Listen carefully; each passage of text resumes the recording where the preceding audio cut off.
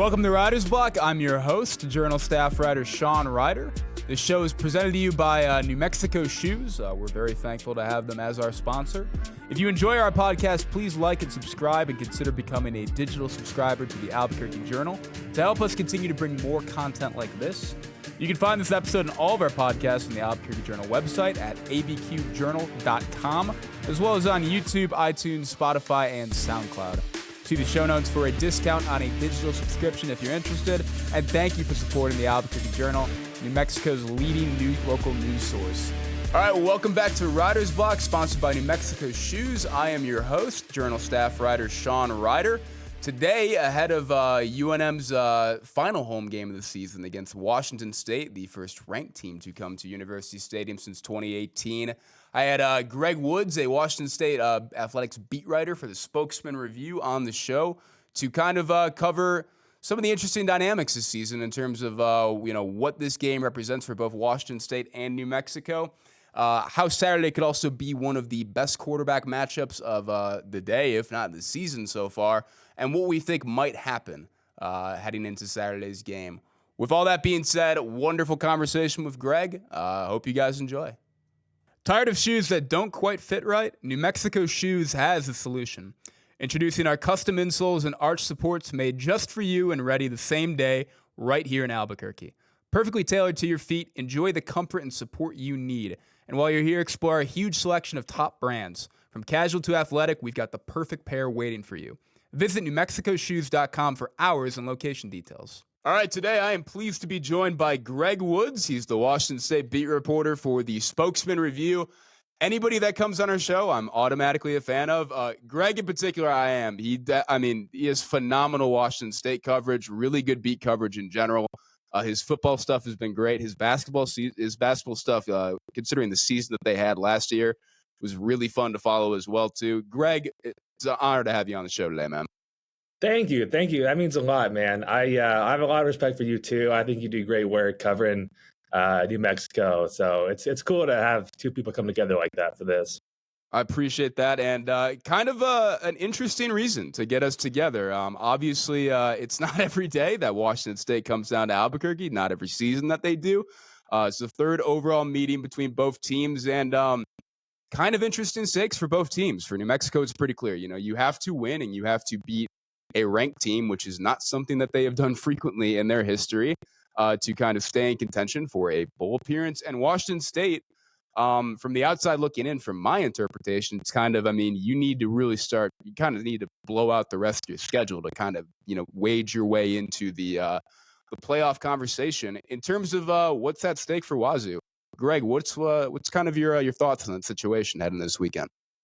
Well, they definitely need to go 3-0 to end the regular season. That much is for sure. And then, like you said, they need to win these games by pretty convincing margin, because I think the sense out there is already that, hey, they're playing a bunch of Mountain West teams, which already is, working against them. And then, they beat Utah State by a few scores, but then they end up, letting them score 28, which isn't, the look they needed.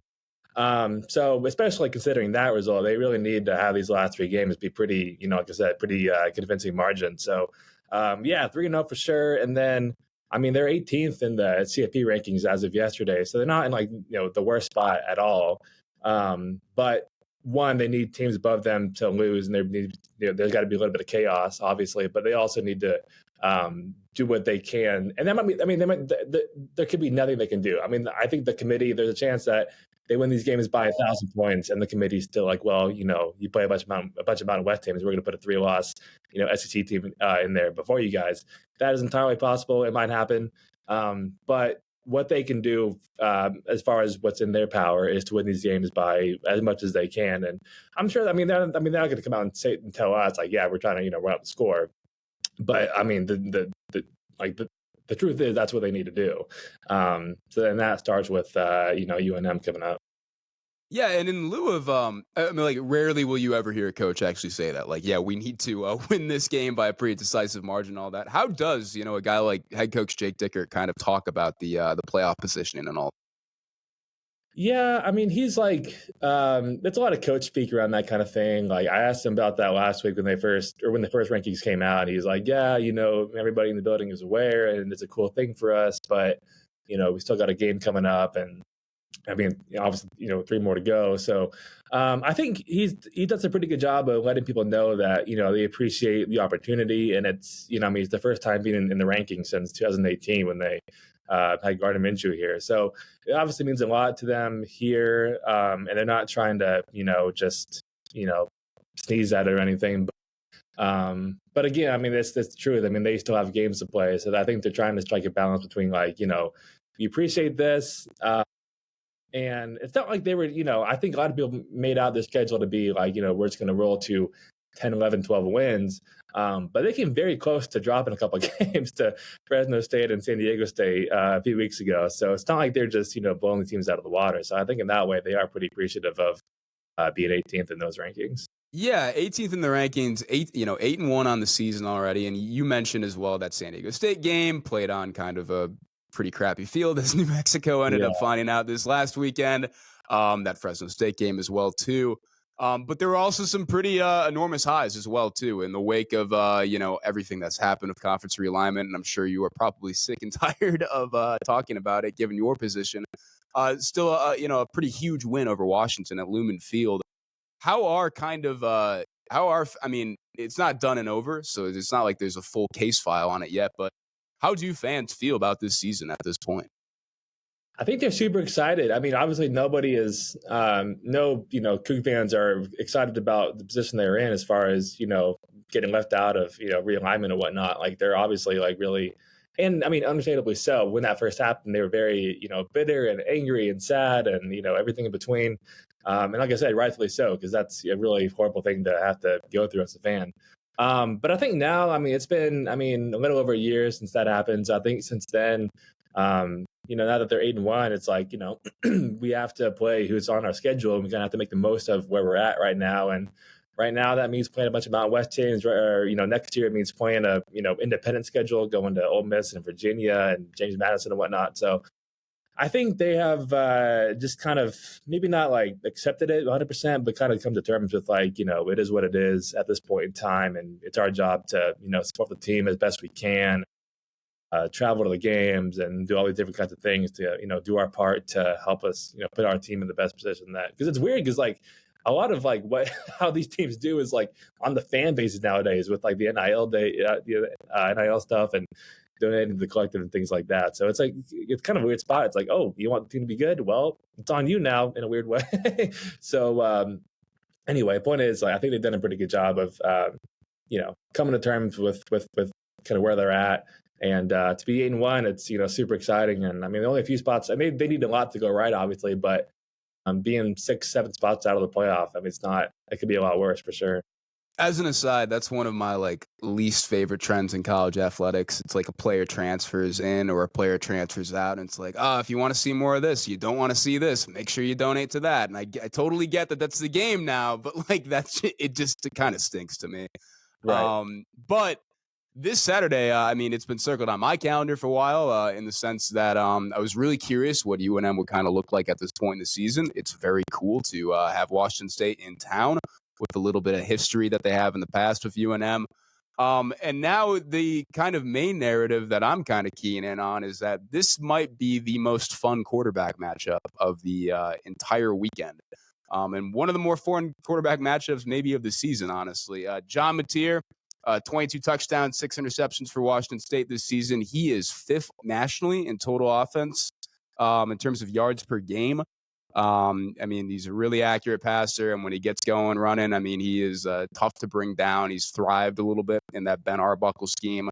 And Devin Dampier, as UNM fans are well familiar with, kind of a similar mold in some sense. I mean, he can really get it done. I think he's 6th nationally in total offensive yards per game, just maybe like not even a yard behind, like 0.1 yards behind Mateer. What has been your read of Mateer's season thus far? Yeah, I think he started out looking like a first-year starter, if that makes sense. I mean, he had not a bunch. He had an interception in the first several games, or outside of the season opener, the first several games of the season. Just, stuff that you expect out of, a third year player for, first year starter. So, in that way, I mean, I think you kind of cut him a little slack in that way.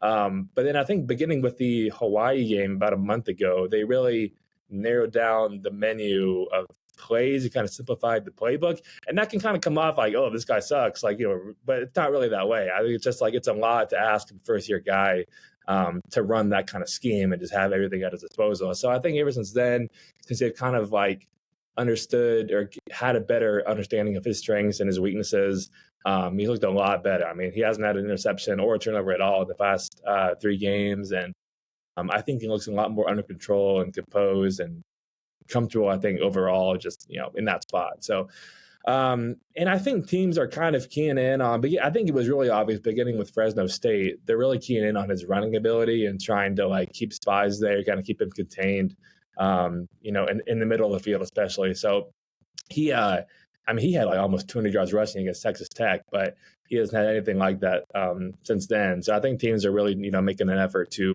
keep him contained and not let him get out of the pocket, at least not on, design quarterback run. So that game, or that part of his game, has changed pretty dramatically over the last several weeks. But I think so is his passing. I mean, early on, he was, kind of wayward with his accuracy, and his deep ball especially was kind of a weakness. But ever since then, I think over the last, 3, 4, 5 games, he's been a lot more accurate, a lot more composed. Not trying to do too much, I think, has been the biggest thing. I think early on, like I said, he was throwing a lot of interceptions and working the ball downfield a little too much. But ever since then, I think he's been a lot more, in control and kind of understanding that, like, hey, I might want to run, a bunch of times, but if that's not there, then I'll look elsewhere, and he'll trust his guys to make plays in space. Which I did a story early on in the season where I don't know if it's still the case right now, but the Wazoo receivers are some of the best in the country in terms of yak. I think they're averaging around 7 was the last time I checked, which is somewhere near the top of the country. So I think he's just trusting his guys to make plays in space, and they're making him look really good too. And I believe Mateer is the team's leading rusher, like 630 yards. I think that's a number that's kind of coming into my head at this point too. But not far behind him, running back Wayshawn Parker, like 595 yards, something like that. That's right. This is great. This is great podcasting. Me just kind of guessing numbers. But if I remember correctly, Parker did go. He came out. I don't know if it was a disclosed injury or not. He did leave the third quarter, I think, of the Utah State game. Are you expecting him to play this weekend against UNM? You are going to get the scoop here. This scoop goes to the Albuquerque Journal podcast here.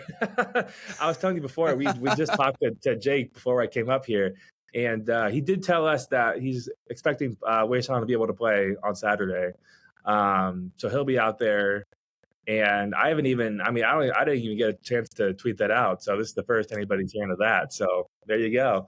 It is an honor to have the scoop on the Riders Block podcast. There you go. But anyway, yeah, he did come out with. I'm not even sure. Jake didn't mention the nature of the injury. I think it was like a ankle or leg type of thing. But yeah, he'll be out there, which is big for them for sure. Definitely big too, and you touched on the receivers as well in terms of how good they've been, across the board, particularly with Yak this season. Kyle Williams and Chris Hudson, I'm not even going to guess their statistics, but those are the guys that have kind of stood out to me in terms of sitting back and watching Washington State this season. When you look at kind of what Wazoo has in terms of receiving options, who are the guys that stand out to you in particular, and who are the guys that UNM fans should maybe be a little bit concerned about this weekend? Yeah, you hit it right there. Williams and Hudson are their top 2 receivers for sure. I think like last year, Williams was kind of made out to be like this kind of deep ball threat. And he was always a little bit more than that, but that was kind of where his game thrived the most.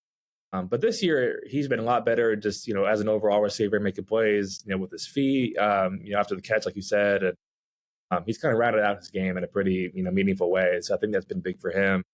Hudson, same thing. He's definitely more of the, speedy, make you miss, type receiver. And they really did. And that goes back to, like I said, kind of simplifying things for John. Like having Chris Hudson at his disposal has been big because he can just throw that guy, a check down or a screen or something, like intermediate route, and he'll make the most of it. So yeah, he's in terms of Yak, I think he's like, one of their top guys just because of how, fast and shifty he is. So that's been big for sure. Who else we got? Yeah, I mean, those are they're top two guys. Of course, I get on this podcast and I'm like blanking on anybody I've ever covered. And then Trey Shackelford's been in the mix too. He was out for Saturday against Utah State. He'll maybe be back. We talked to Jake just now, and he said he practiced for the first time today on Wednesday. So who knows what that means? But yeah, I mean, those are their top two guys. I mean, if you're looking for anybody to kind of look out for on the field, it's those two guys for sure, because they're just I think. And then I mean, even like the tight end game too. They throw the ball a lot, especially in the red zone to Cooper Mathers, who was their single season. And this is another tidbit for you. Another single season WSU touchdown leader in terms of tight ends, which is. It's only like 6 or 7, I think, but I'm sure it's a lot for a tight end. Yeah. Well, especially at WSU, because under Mike Leach, like that was not they didn't use tight ends at all. I mean, you go back to those rosters, and they're like, there's 0 tight ends on those teams. It was just not a part of the offense at all. So, anyway, yeah. But he's had a lot of touchdowns this year because he's been an awesome target in the red zone. So, yeah, definitely, a guy to look out for in the red zone for sure with him. One of the big questions, maybe the biggest question for UNM this season, was the offensive line and whether or not a group of transfers, no returners from last season, they either all transferred or had expired eligibility, could kind of come together and really form a cohesive product, and they've more than surpassed any expectations that we kind of had. What's your kind of read on Washington State's offensive line this season and how that kind of group has come together? Well, I mean, they haven't had much stability this season. Their right tackle, which we just call Lili because his full name is Fa'alili Fa'amoe. He's a Polynesian guy. So anyway, he was out with a knee injury for the first 3 games of the season. Came back for San Jose State, and he's been in there since then. But then their left guard spot has been kind of in flux. I mean, which was a little bit surprising to me because their left guard for a while has been Christian Hilborn, but then second half of the San Diego State game, he was benched for Rod Lavea, who played the rest of that game, and then also the Utah State game. So they've been at least at that spot, and then now they're just saying like, yeah, you guys can battle it out each week, and then whoever looks best is going to start for that weekend's game. So. Yeah, not really a whole bunch of stability. But outside of that, they've been great. I mean, left tackle Esapoe has been amazing. I did a feature on him a few weeks ago, and he's only been playing football since like 2021, which is crazy. He started at JUCO, but he's just been a brick wall there. And then their right guard Brock Dew has been phenomenal. He's just like probably their best overall offensive lineman in terms of pass blocking and run blocking. He just kind of puts it all together in a really just consistent way. And then Devin Claney is their center, first time starting for him. He's been super just even keeled and consistent too. So I think outside of those guys, with their left guard kind of being in flux, then right tackle, Lili's been pretty good, just hasn't been in there for the whole season. And then kind of shifting over to the defense, too. I believe linebacker Kyle Thornton is the leading tackler at this point. Kapina Gushkin is right. I hope I pronounced that right. I probably did. Yeah. I believe he's sort of right behind him, too. What's your kind of read on this defense at this point in the season? And kind of similar to the offensive line question, how they might have developed or how they might have grown together. Well, it's been kind of hit and miss. I think early on in the season, they were giving up. It's kind of weird defense to make sense of because at least early on in the season, they were giving up just a bunch of yards between the 20s. And then they would just kind of bow up in the red zone. And then you end up with allowing like 19 to Washington, which that was kind of how that came together. And then I think they just give up a lot of yards, and this is still kind of the case. They give up a lot of yards, but not a whole lot of points all the time, if that makes sense. They do. I think they're part of what has unlocked their defense lately is just their pass rush. I think early on in the season, that was like a big week. I think for the first like 5 or 6 games of the season, they only had like 5 sacks, which was some of the fewest in the country. But now they're doing a lot better job of mixing up their blitz packages, and I wrote about him yesterday, but they have a D tackle, David Gustas, who is just like a bowling ball in there. And he is he doesn't get much credit because, I mean, that the nature of that position, you don't get a whole lot of, numbers and whatnot. But he's changed a lot there because teams have to double team him, and then that forces them to kind of change their thinking in terms of where we want to run the ball or protecting the quarterback, things like that. So I think over the last several weeks, their pass rush has really come along, which changes a lot about their defense. Now they're getting a lot of turnovers, which they've done that all season. That's big, but that's changed a lot because teams are getting the ball out faster, and then they're throwing interceptions. I'm not sure what the exact turnovers are right now, but at least a few weeks ago they were, I think, tied for sixth in the country in terms of turnovers. So that's been part of the two, is that they give up a lot of yards, but they also get a lot of really timely turnovers too. And and they've done a good job kind of turning those into points on offense too. So definitely not a perfect defense. A lot of missed tackles. They're still one of the lowest graded tackling teams per PFF. So still a little bit of a problem. But they kind of made up for that in terms of turnovers and pass rush, and making up for it in those kinds of ways. Yeah, and I think I saw a stat. I don't remember exactly what game in terms of the single game missed tackles from you a couple weeks ago or something like that. It made my jaw drop. It was just a ridiculous number. Like, oh my gosh, it was like 20 something against Genty. Yeah, I think it was exactly that. And I was like, I know, it's tough to tackle Ashton Genty, and it's tough to tackle those guys, but that's an absurd number for a Division I defense. I'm curious too. It's a lot of the conversations that I kind of had with UNM players yesterday, and a little bit with Bronco Mendenhall too during his Monday press conference, was centered around how do you defend Mateer and how do you stop Mateer, because he really screws with the numbers of the defense of what he's able to do on running and passing and all that too. How are any players kind of approaching Devin Dampier if they have talked about him? Yeah, well, we just talked to Jake about that this morning, and this will be their first real. I mean, outside of playing the Portland State quarterback in Week 1, this is kind of their first dual threat quarterback of the season, which is crazy to be having that going on in Week 10 or 11 or whatever we're in. So I think there's a little bit of a challenge just in terms of we're facing pocket passers for the first 2 months of the season, and all of a sudden we got this guy who's just electric back there. So that'll be a challenge, just kind of having to refresh himself in terms of keeping him contained and not blitz or not overrunning the pass rush, I guess is what I'm trying to say. And I think one thing Jake talked about is just having the DBs not kind of getting their eyes right, because it only takes, I guess the way he put it was, it only takes Dampier a little bit of a lane or some sort of crease he sees to take off, and all of a sudden he's gone. So I think it is a little bit of it's on the edges and D linemen not to overrun the blitz, if that makes sense, but also on DBs like Goosekin and Ethan O'Connor and Steve Hall and Demore Colson and Tyson Durant not to kind of do the same thing. I think if they get too excited, or they see him, they got him in their tracks, and that was kind of the problem against Boise State too, is that they see Genty, they got him, or at least they think they got him right there lined up and whatnot. And then they're running too hard. They just kind of over pursue. So I think that'll be pretty important in terms of defending Dampier too. Is not one, obviously wrapping up. That's been kind of a problem this year too. But also just not over pursuing, if that makes sense. So yeah, kind of wrapping that all up into facing your first dual threat quarterback at Week 10 or 11 is crazy. But I think they're ready for it. We'll see. And it's a weird, similar dynamic to UNM too.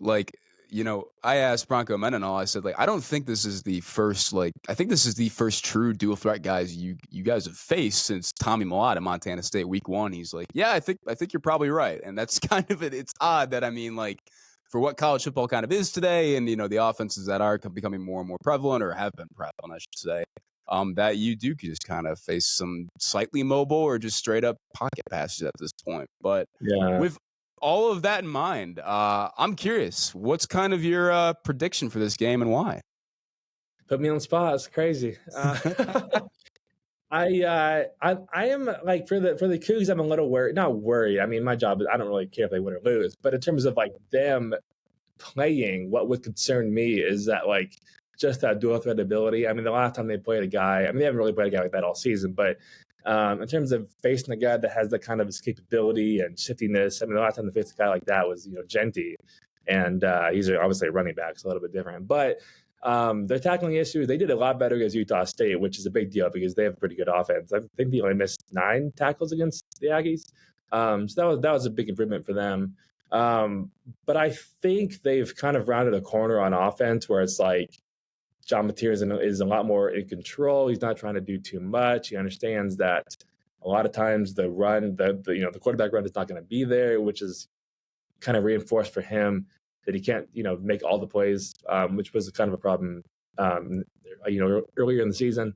So I think that's combined with showing up some of the tackling issues will probably lead to a WSU win.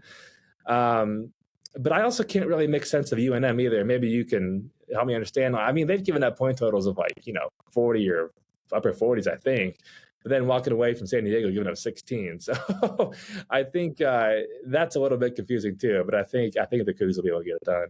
It's brutal to make sense of, and it's been tough, for most of the season, right? Because they were one of the I wrote a story going into the Colorado State game that week where the question was is UNM's defense improving? They think so. And it's, with this idea that they are statistically one of the worst defenses in the country in terms of yards per game, points per game. They are just getting gashed across the board. But they're no, actually, we're fitting the run better. We're coming along. And then they pop off for this really good, it was a loss, but a really good defensive performance in a 17-6 loss to Colorado State where they only give up one offensive touchdown. And it was and that one touchdown was just a miscommunication that was maybe more on the coaches than anything else in terms of subbing guys in. And they had different packages in the front end and the back end.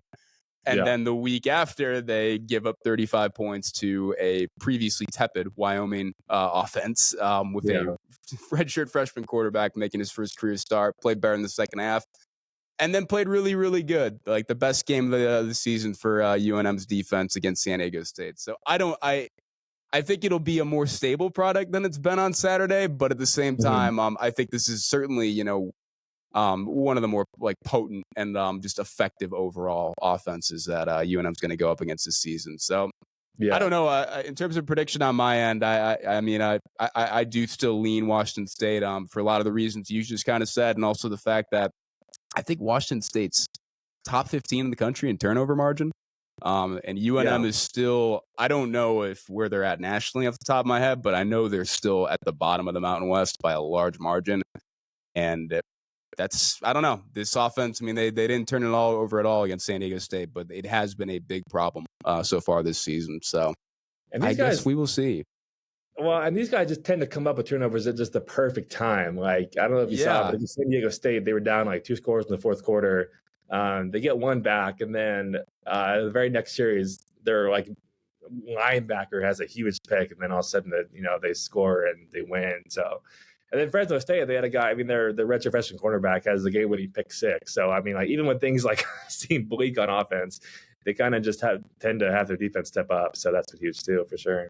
Yeah, opportunities to defense always plays. But with that, Greg, I really appreciate you coming on today. Is there anything else you'd kind of like to add before we sign off? Well, not much. I appreciate you having me on. I think you do phenomenal work. I read your stuff from time to time, especially coming into this game. So thank you. It'll be good to see you there. I'll be at the game, so I'll see you there. Awesome. I'm looking forward to having you in Albuquerque, man. Sweet. All right, hope you enjoyed our conversation with Greg. I know I did. As always, I want to kind of plug the live shows that me and Jeff Grammer have been doing. I don't think that we will have a post-game show after the Washington State game. It's just kind of a little bit late in terms of Albuquerque time with a 7:30 p.m. kick. And also, Jeff will be in New York covering the UFC fights, notably John Jones at Madison Square Garden. But we will have our regular Monday at 2 p.m. live show that can be broadcast on YouTube and X. We will always put out an update on X to kind of let people know when they should tune in for that. And there will be a lot to talk about, where UNM might be after this Washington State game with a loss or maybe a win. And, kind of recapping, too, the St. John's basketball game at MSG between New Mexico as well. So could be very interesting. And as always, we implore you guys to tune in. And in terms of Writer's Block, keep liking, following, subscribing, and checking out our work on more platforms. Thanks for listening, as always.